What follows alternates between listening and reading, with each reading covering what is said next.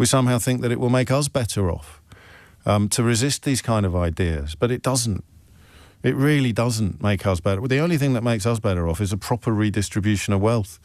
And that involves going after the people who own the newspapers and who buy the television stations and who punt the rhetoric that has got you complaining about the Motability scheme in the context of a conversation about paying $2 or $3 grand a year for the privilege of living in one of the most expensive houses in the... That single sentence exposes the entire argument. But this conversation doesn't arrive there instantly. Before the anger, before the blame, there's confusion, fear, and a feeling of being targeted. To understand how this moment happens, we have to go back to the very beginning and follow the debate without skipping a step.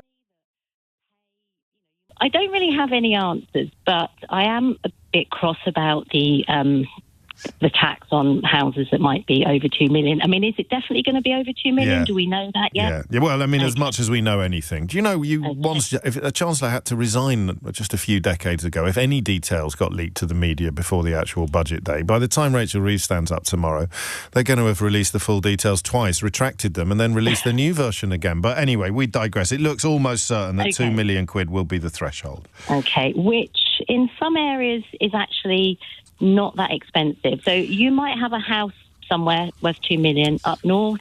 The same house would be worth, say, $1 million. So that, and you might work for a company that pay the same wherever you... At the start, there's no outrage, just uncertainty. The caller isn't shouting, they're asking whether this is fair. That's why this opening matters. It frames the debate as concern, not greed. Live. So there's that. And then also, I know... That doesn't really work, because if you're going to buy the best house you can afford, wherever you are. So if you're living in the north parts of the... No, not everybody, but almost everybody buys the best house they can afford. Same with most of their purchases. You buy the best thing you can afford.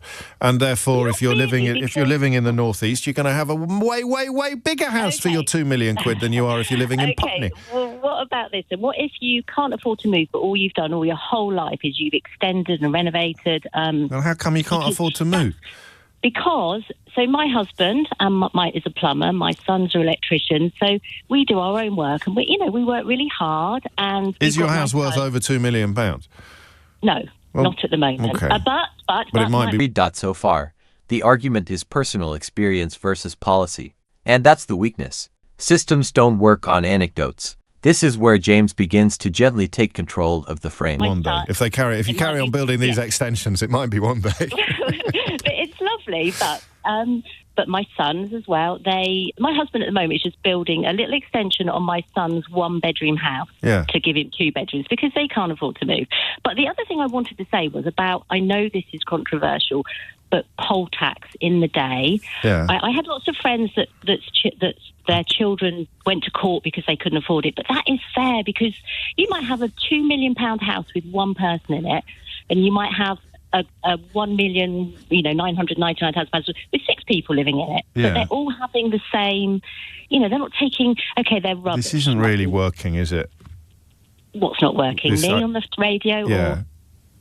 Or, I mean, you're casting... This is the first uncomfortable moment. The questions are calm, but they push against emotional comfort. The debate is now shifting from feeling to structure. Around a lot. We're now talking about the poll tax, which hasn't really existed since the 1980s. No, I know, but tell me why it would not be fair for someone who can afford to live in a £2.5 million house to pay £4.5 grand a year in tax because they can and they can be compelled to do so. Okay, so what if you are a couple that have got a £2 million house, you have a child, pass away, and your child inherits the house, but they are just, whatever. And then you put a charge on. Then you put a charge on it, so no one takes any money at all until the house is sold.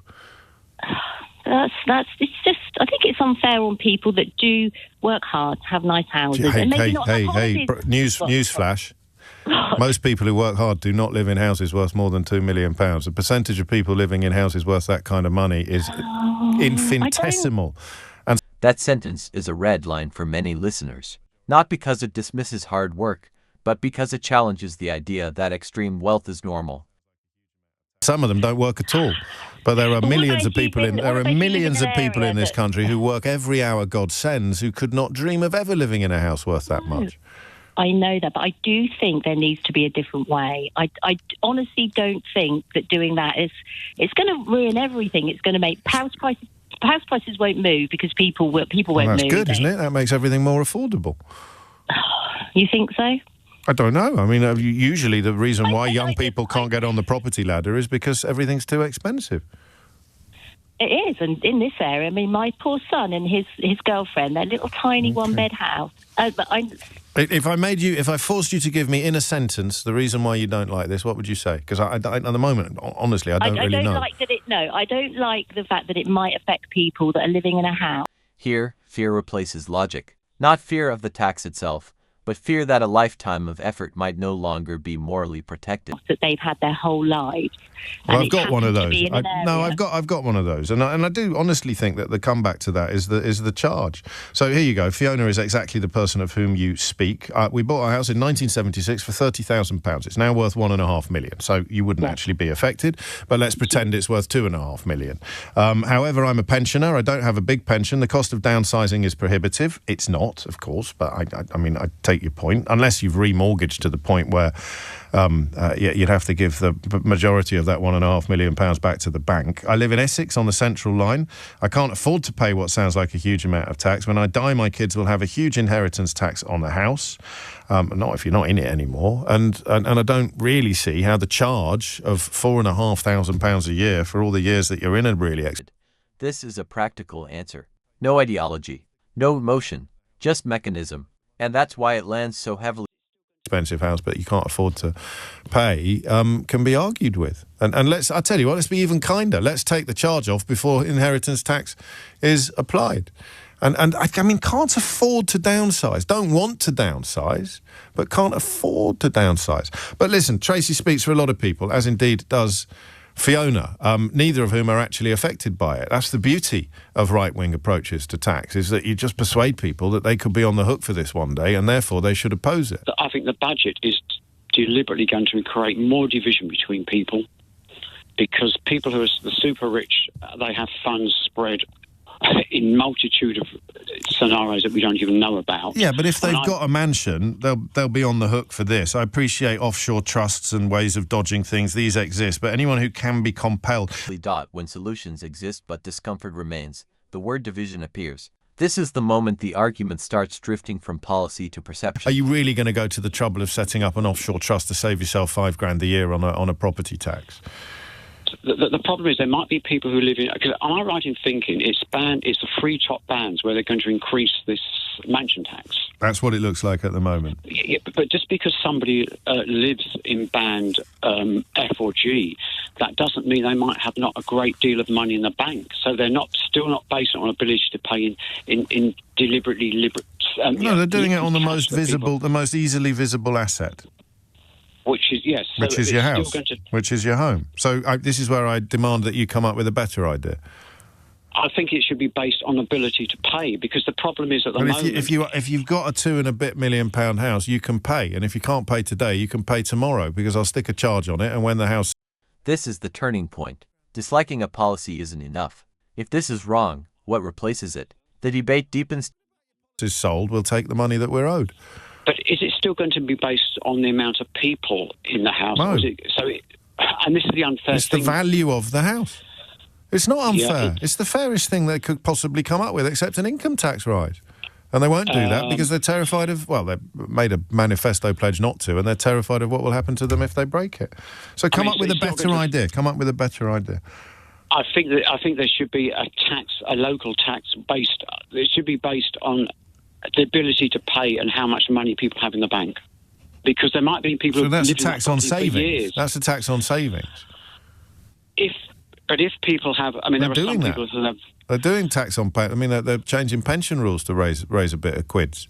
So they're already doing that. You need to replace the 400 million, which. Now the question is philosophical. What should tax be based on? Income, savings, or the most visible store of wealth? You mentioned about, people raking up leaves, working in the coal, whether it's roofers, road workers, etc., and stuff like that. So I actually fit into that category. I come from a council house. My wife comes from a council house as well. And we've worked since the age of 16 extremely hard, 6 days a week, to provide for our family. We also live in a house that's well over £2 million. And obviously this mansion tax is a huge worry for us because obviously we put all of our money and savings, etc., renovations and so on into this property that we'd like to hand down to our children. And at the same time, I think it's a little bit unfair that we're going to be taxed on something. One, I've paid a huge amount of tax in as I've gone along, and two, I've come from nothing. So it's not as if I'm sitting around doing any, not working hard, not out on the street, etc., and stuff like that. So just as I say, I mean, that's where I feel it's a little. This is the emotional peak. The story is powerful. The work is real. But James refuses to let biography replace policy. Bit unfair. I don't really understand which bit of your biography you think should exclude you from this tax.